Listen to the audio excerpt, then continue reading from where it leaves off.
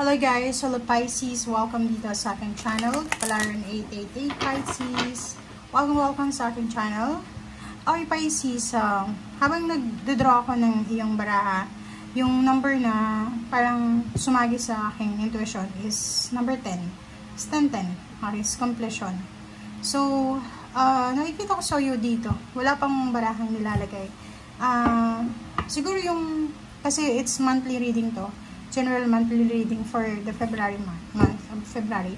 Itong phase na to, itong February to is phase siya ng growth and renewal sa relationship, is either job, new beginning sa mga relationship, fresh start, opportunities na pwedeng magdala sa'yo ng strong foundation sa kung ano man ang foundation ng gusto mong makuha. So, it's completion. Mayroon kang ma-accomplish, mayroong matatapos na positive ngayon.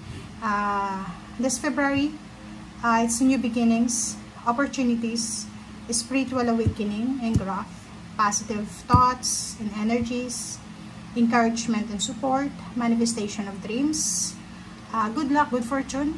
Meron kang ma-accomplish na parang, thank you Lord, job well done. Thank you Lord, sobrang lakas ko sa'yo. Parang ganyan. So, dito, sinasabi na kailangan mong maging focus sa yung actions and thoughts para ma-achieve mo kung ano talaga ang gusto mo sa buhay. Huwag kang matakot. Okay? And yung mga difficult situation, decision para sa pag-move forward ay hindi mo dapat katakutan yan. Okay? So, isipin mo na lahat ng mga nangyayari sa buhay natin ay may rason. Okay? So, yun. Powerful sign yung 10-10 na yun na pumasok sa intuition mo, yung pag-draw ka pa lang, pag ganun ka pa lang, hindi pag-draw, pagbalasa ka pa lang. Diba? So, it's a powerful sign of encouragement from the universe, from your guides, from angels, na sinasabi na mag-focus ka sa personal development mo, spiritual growth, manifestation of your dreams, and isipin mo na napaka-importante na manatili tayong positibo, positive mindset, magtiwala sa intuition, magtiwala tayo sa power ng thoughts natin. Kaya nga, iwasan natin yung pagiging negative. Okay? And, yung 10-10-10, sinasabi na, if kung ano man tong movement, ano man tong plano mo, you're moving in, or moving on, or moving to the right direction, na ito yung parang way para ma-achieve mo yung soul's purpose mo, yung goals mo, or yung highest potential. Okay? So, parang wake-up call to sa atin, yung 10-10. Wake-up call para sa atin na stay positive, stay optimistic, be open sa mga new beginnings, and trust God that everything is aligning for your highest good. Okay?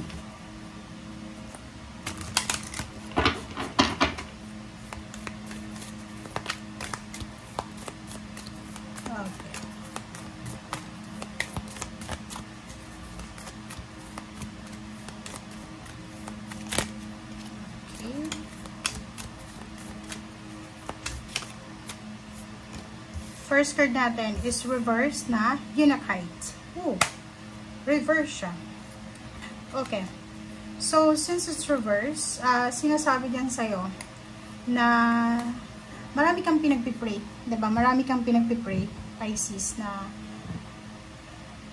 siguro minsan, yung pinagpipray mo na to ay hindi siya nangyayari according sa kung kailan mo gusto. Diba yung mga time frame tayo? Like for example, pinagpipray mo, this January, gusto ko, di ba yung nagpaplano tayo. Yung answered prayer na to, sinasabi na lahat ng hard work natin ay posibleng mag-open ng door for divine solution and support, divine orchestration. But minsan, yung mga gusto natin sa buhay, hindi nangyayari according sa kung ano yung time frame natin. Kasi minsan, hindi pa yung tama, o hindi pa tamang panahon. Okay? It's a redirection. So, nakikita ko sir dito, meron kang mga gustong mangyari sa buhay mo. Like, siguro last year, or January 2025, na parang feeling mo, hindi siya nangyayari kahit gustuhin mo. Dito sa Unakite na reverse, sinasabi sa'yo dito na go with the flow. Go with the flow. As long as you did your best. Ginawa mo yung best mo. Ginawa mo yung nararapat para sa'yo. Wala kang dapat nakatakutan. Okay? Yun nga yung sabi ko sa kanina, number 10. Ito yung parang wake up call sa atin na stay positive. Sa kahit ano na possible na new beginnings or anything na magsisimula sa buhay natin. Okay.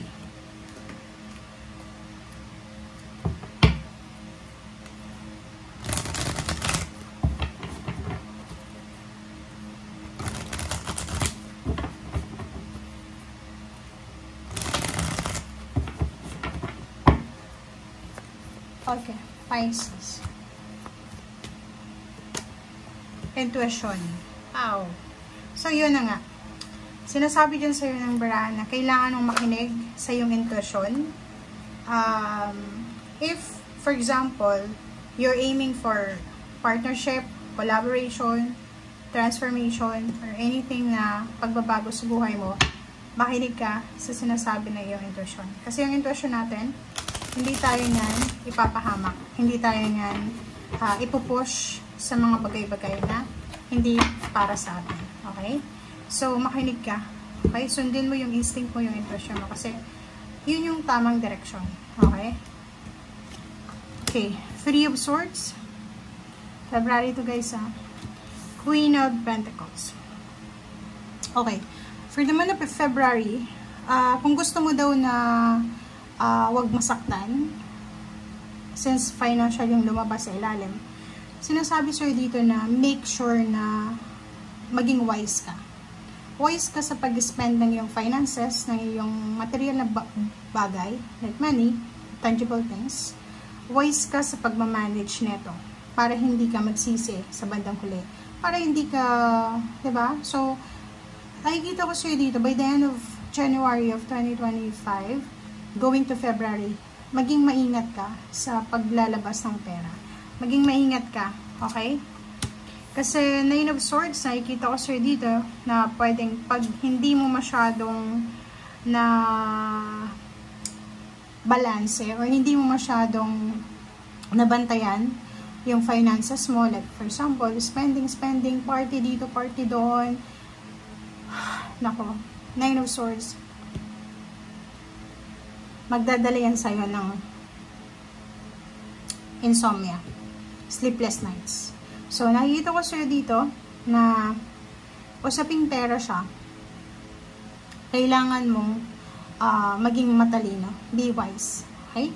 And in terms of prayers na sinasabi sa'yo dito, answered prayers, marami kang pinagpipray na hindi nangyari last year. Na which is, nagdala sa'yo ng pain and heartache and losses. Parang feeling mo nalugi ka, ganyan-ganito. Pwedeng nagkaroon ka ng insomnia or nagkaroon ka ng depression or anxiety last year. But this year, especially this month, nakikita ko sa'yo na financially, makaka-recover ka. Emotionally, magsi-celebrate ka. But ang problema dito is yun na nga. Okay, so i-feel mo to, ramdamin mo tong energy na to. Yung energy na to, like for example, galing ka sa sobrang hirap. Sobrang paghihirap last year. Walang-wala, zero balance. Tapos, pagdating ng February or January last week, pwedeng nagkaroon ka ng lump sum of money. So, syempre, iisipin mo, ay, naghirap ako last year. Siguro, I need to spoil myself. Diba? Gastos dito, gastos doon. Wag mo yung gagawin. Okay? Wag kang party dito, party doon. Kasi pwede kang masaktan. And then, kasi pwedeng maubos yung pera mo or pwedeng basta, pwede kang magsisi sa bandang huli. So, be careful. Take care of your money. Okay. For the month of February, nakikita natin dito yung travel. So, either family travel for vacation, for work, or for important purpose. Pwedeng kasamang buong pamilya, anak, kaibigan. Pwedeng aalis ka sa isang lugar na medyo magulo. Pwedeng from city to province, from other country to another country, parang ganyan. So, nakikita natin yung transformation dito. King of Cups, so kung saan ka man pupunta, okay? This month of February, kung saan ka man pupunta, makakahanap ka or mararamdaman mo doon sa pupuntahan mo yung peace and harmony talaga. Yung parang siguro last year masyado kang wasted, drain yung energy mo, masyadong negative yung mindset mo, nagka-insomnia ka na, sleepless nights, depression, anxiety. But kung saan ka man magta-travel ngayon, saan ka man lilipat, saan ka man mag-move, sinasabi sa'yo dito na dito ka makakahanap ng peace and harmony. Parang marirefresh ka, marireplenish yung mga worn out energy sa buhay mo. Diba? Yung mga toxicity, ganyan. Okay. Page of Cups and Knight of Cups.